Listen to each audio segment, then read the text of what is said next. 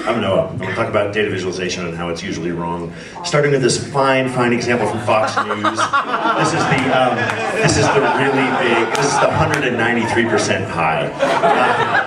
Most pies aren't that big. So pie graphs are meant to be fractions of a whole. You can't have more than 100%. What these were showing was approval ratings for these three candidates a couple of years ago, and so really this wants to actually be represented as something a little simpler, just a basic bar graph, which very quickly can show you what's wrong. The data, not wrong. So 3D pies, always wrong, sometimes on purpose. That's Steve Jobs. He doesn't do anything wrong on stage, ever, not once in history. That is a distorted graph. The 3D, when it's tilted towards you, makes that front green section, that's the iPhone section, look a lot bigger. This is an example of exactly what he's doing there. He's taking that wedge that, when you look at it top down, is appropriately proportioned. When you tip that up towards you, you get the foreshortening, you get the thickness, you get all kinds of distortion introduced, which, if it's Steve Jobs, you're doing it on purpose. All right.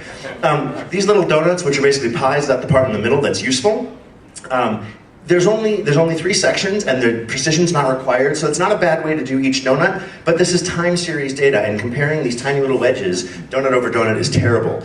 That wants to be a line graph. Now, a line graph may not be as sexy as a series of donuts, but you can tell much more quickly where the interesting pieces are in that time series data. It allows the comparison of the different time elements to be done in a way that you just simply can't do accurately with the donuts. From that same graphic, here's another big donut. This is wrong for different reasons. This one, there's small differences in precision, and there's a lot of values, and you just can't differentiate those on a donut that big. Instead, what you want to do when you're comparing a large number of values is graph them with something pretty basic like a bar graph, and you can very easily see the data that's clumped. You can see the ones that are long and short. You can compare the finite differences in size much more easily than when they're wrapped around in a donut like that. So, moving on. This is lovely. This is a serious amount of effort that went into this beautiful periodic table of video game controllers. The problem is video game controllers aren't periodic. This is a chronological list of video game controllers. Now, that was painful to me because clearly there's like influence that happens over time, and the game controllers evolve, and what you want is a family tree. And a year after I saw that first one, I saw this one from Pop Media in Brooklyn, and it made me so much happier that someone had done this right. This is a little excerpt of a much larger graphic of video game controllers.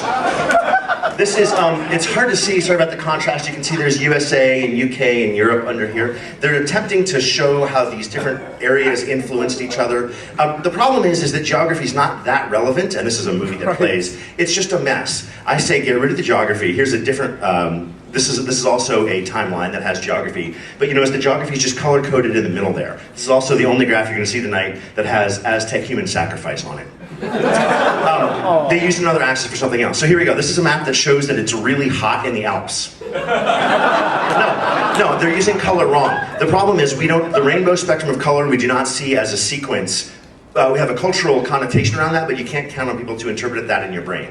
This is a better way to do that, where you're just changing the saturation of one color rather than going through the spectrum. The problem with this one is the high altitudes, that 0 there, oh no, that's the low altitude. They've got their scale inverted. This is not hard stuff, but you gotta think about it just a little bit to get it right. So, tips for success. Understand your data. What's the relationship? In the video game controller case, you have this inheritance. There's factors of 1 that are inherited to the next generation. So show that, not a chronology, and certainly not a periodic table. There's nothing periodic there.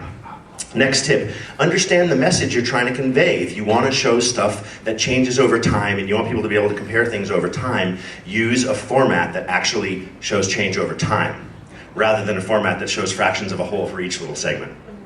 Next tip, understand proper use of the format. So these are failing because they're both in 3D and also on the Fox News one, it's the 193% pie. Now, obviously, some people do this on purpose. Steve Jobs. All right, so who's doing it right? Hipmunk, oh my God, there's a phenomenal amount of information represented just by the placement. Relative and absolute start times, landing times, whether or not there's a layover, relative and absolute lengths of the layover, like it's great, and there's almost no labeling here. This is one I just came across. This is the review of a football game. Who had possession, what happened at each down, how far it carried, the vertical axis is time, really clean, really simple. I put Chicago up there just for this crowd, by the way. And here's another one. This is a timeline. If you haven't seen The 10th Doctor, close your eyes now.